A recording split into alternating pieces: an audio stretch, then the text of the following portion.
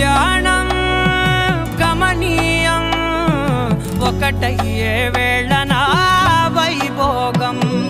కళ్యాణం గమనీయం ఈ రెండు మనసులే రమణీయం.